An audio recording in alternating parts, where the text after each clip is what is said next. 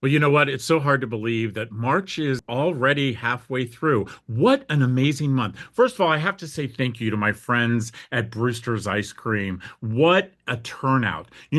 For those who don't know, you'll hopefully next year you'll come. On the 8th of March, Brewster's does their opening, even though they're opened all year round. But what they really do on March the 8th is PJ Day. And if you actually bring a pair of pajamas and donate them, they will actually give you a free ice cream. And those pajamas actually come to comfort cases.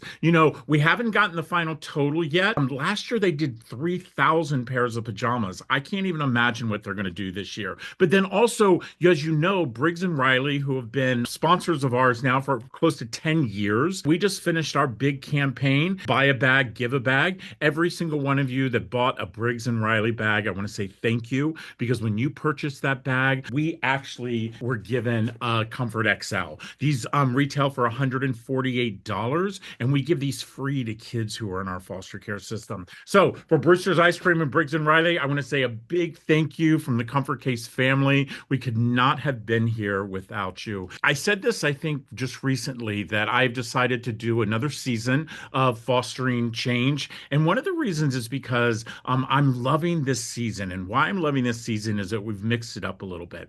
We have actually are bringing on two guests. We are doing some co-hosting, is what I love calling it. I've been able to have some of my amazing friends who have already joined me, and I got some amazing friends that are going to be joining me as the season goes. But my next two co-hosts have been friends of mine now for years, and I was so excited. And this is the funniest story I have to tell everybody before I bring them on. My friend Kate sends an email, and she puts my friend Brian on the email, and she's like, "I have to have the two of you meet." And as I'm reading this email, I'm kind of laughing to myself because, by the way, I've known Brian for years. And so, of course, I replied back to Kate and said, "How funny. We're already friends. We've been friends." And she said, "Of course you are. I should have known that." So it was so amazing because it actually truly connected the three of us. And immediately I said to my producers, "Hey, I want to do two co-hosting with my friend Brian and with my friend Kate." So without any further introduction, Kate and Brian, welcome to Fostering Change. What an intro. Thanks so Oh, much, Rob. And I'm nice to see you, Brian. Nice to see you both. I'm so excited to be here with you guys. Well, I'm excited for us to have a conversation, and I'm ready for a great one. But first, Kate, I'd like for you to introduce our viewers to exactly, you've been on the show before, which, by the way, thank you and welcome back home. And I'd like for you to talk about your company and exactly, what you all do. Yeah, thank you so much, Rob, for having me. I am honored to be Spence-Chapin's Chief Executive Officer. I joined Spence-Chapin about 13 years ago as General Counsel. My experience really started in child welfare when I was a prosecutor in the largest social service district here in New York City, the Administration for Children's Services, and I prosecuted child abuse and neglect cases. Today, I am really honored to lead Spence-Chapin, an adoption and a family service agency that's been around for over 100 years. And we do work in the private adoption space as well as the international adoption space. We also support through our efforts at families and children exiting foster care with our post-adoption services and supports. We also have direct assistance in countries that have a high number of children living in institutions and orphanages that have very little or no chance of ever living in a family. And we have this remarkable granny program that started many years ago that is set to address that need. So I'm really honored to head up an organization with a legacy and history that really touches on the lives, families and children. About 30,000 families formed in our history. That's just amazing. It's amazing because I mean, I've known about you for years and we've been friends and but I'm always in awe for how much you all seem to do and how much support you give people. Because I think that's the biggest issue when it comes to, adoption, whether you're adopting international, national foster, whatever. It's this lack of support. And to see that you guys are putting all those in place.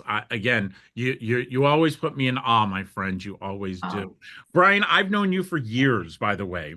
And I'll never forget when I actually think I was on the Ellen show, and you and I both were in P Town for Family Week, and you were like, "Hey, can I interview you?" And I was like, "Who am I?" And you were like, "Well, you're just on Ellen," and I was like, "Of course." And we became friends ever since. And so I love that. So Brian, tell us about GWK Academy. Sure. So I just got to say, I am so excited to be. I feel like I'm on the A list right now. So thank you for bringing me to the A list, guys. I'm so excited to be here. And Rob, you were like one of the first, your story. So I launched Gays with Kids in March of 2014. Our mission was to help other gay men become dads. And we did that primarily by telling stories. Now, sometimes when we had someone very, very special, i.e., Rob Scheer, we wanted to tell your story. We wanted to interview you and do it the journalistic way. But most of the stories that we tell are done anecdotally from the viewpoint of the dads. And what we do is, I know that we inspire people, and we've been inspiring a ton to become dads. I know that because people tell me that all the time. But it took me a while. I'm a slow learner, I guess, because it took about 6 years for me to realize that inspiring people to want to become dads is great. But my mission when we launched was to help people become dads. And so I realized that I wasn't really meeting my mission. So right during COVID, we created GWK Academy. And our goal, look, I'm a dad. My husband and I are dads to three amazing kids through adoption and surrogacy. Those journeys were done in the the mid-aughts, I guess is the expression. And I know just how incredibly complicated and overwhelming it is. So GWK Academy is meant to make sure that anyone who's starting the journey now, it's still going to be overwhelming, but a lot less complicated. And so our focus has been on gay men because I'm a gay man and that's my journey. But we're doing two things that we're going to announce next week. One is that we are going to be supporting the entire LGBTQ plus community with their family building dreams. And the second is we are also converting into a not-for-profit organization. So super excited that this is the direction. I know I've had a lot of people tell me this is what we should be doing. And so I'm excited that we're doing it. And now Well, really seems like the right time to be doing it. Well, congratulations on that. And the fact is that I say this to people all the time. If your table is not big enough, you need to build a bigger table because everyone should be included. And that really gets us starting on our conversation. We all know that there's been so many changes within our political climate. The fact is I remind people all the time because I deal with kids in foster care. Kids in foster care do not care whether you're red and they don't care whether you're blue. What they do care about is that the changes that you make and they're affecting them and how it is affecting them. And so, Kate, we've seen a lot of, cutbacks when it comes to so many different types of, or whether it's grants, whether it's departments. But the thing that really hit me the hardest is where now we're seeing cutbacks within our child welfare system. And we already had a system that I feel wasn't properly funded in the first place, but now we're seeing cutbacks. Have you been hearing and talking to people about how they're feeling and what's going on with that? yes, absolutely, Rob. I think we're all feeling it in the child welfare space. We're seeing it in different ways. Seeing the fear and the anxiety, especially with young people who identify as LGBTQ, who are feeling a sense of loss within the community. Hearing from child welfare professionals and colleagues and friends, it's just a greater burden on already existing tensions and burdens that are placed on the system, to your point.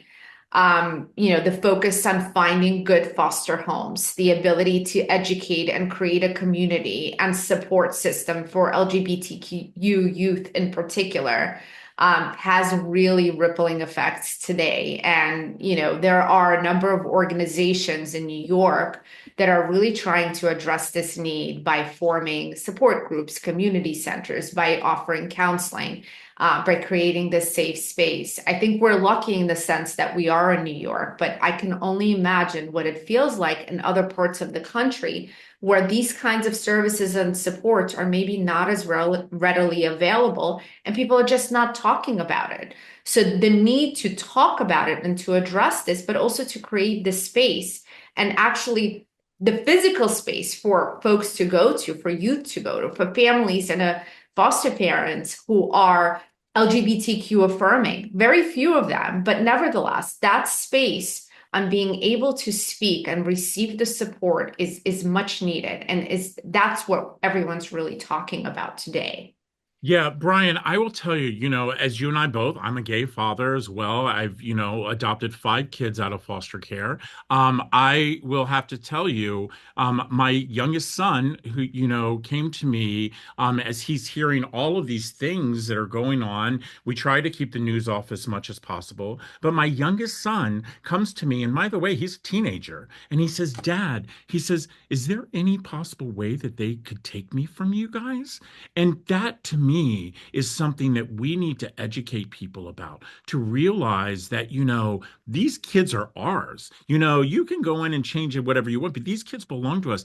Brian, are you hearing a lot of that, as you're dealing with, gay parents and how they're feeling about, what rights are going to be taken away or, what cutbacks are being made or, I mean, I just recently was in a state and, as I'm giving a talk, I was actually mentioned about, not really talking about the fact that I was gay. And I was like, but that's who I am. And are you hearing a lot of that going on as well?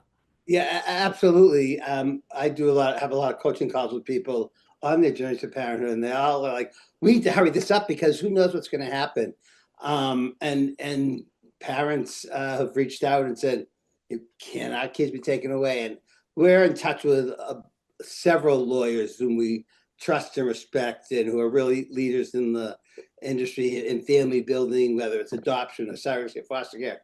And everyone says, "Look, just we should all be making sure all our T's are crossed and our I's dotted, have all the parentage rights, all the contracts, all the legalese that should be done. No one's going to take our kids away from us. They're ours. We're families. But you should definitely you should contact a lawyer, and I can certainly help people find lawyers in their home states to make sure that you've done everything the way it should be done." I love that. Kate, do you see, because of the climate that we have here in the US, do you see that there'll be an increase of adoptions overseas because they don't want to deal with what's going on here in the States?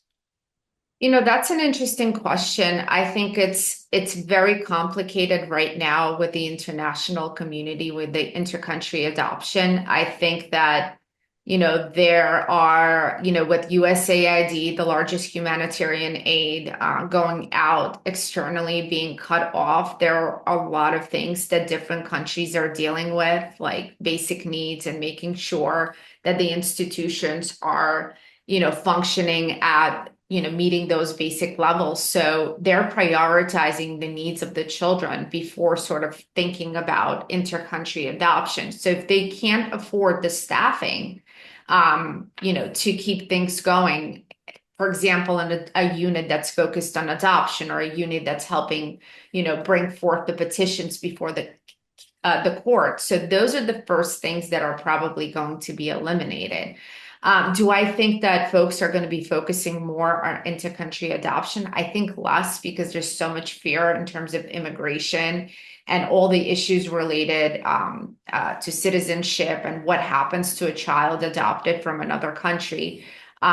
We have a lot of calls that are being put in place today at Spence-Chapin, questions like, is my final adoption Does it carry full faith and credit if it was completed in another jurisdiction? What happens if I just have my passport and not my certificate of citizenship? I mean, we get questions all the time. So I think the fear is actually greater in the intercountry space. I mean, look at our numbers, Rob. We used to do 22,000 adoptions as a country internationally in 2004. I think last year we did 1,300 as a country, and it's abysmal. I mean, these are the numbers, and it's not like the number of children living in institutions is decreasing. This Right, right. That's the thing that gets me is that, and I'm glad that you brought this up, Kate, because you brought up when you first were talking about, the word orphanage. I think that we as a country think that there's no such thing as an orphanage any longer, that those have been gone with. The thing is here in the United States, we just changed the name and we call them group homes now. They're Yeah. still an orphanage. We just call them a group home and makes us feel a little better. But I agree with you that we see the numbers increasing. And by the way, for those that are listening and watching this, I know what you read. I hear the fact that people say that the number of kids in foster care have dropped. Okay. I mean,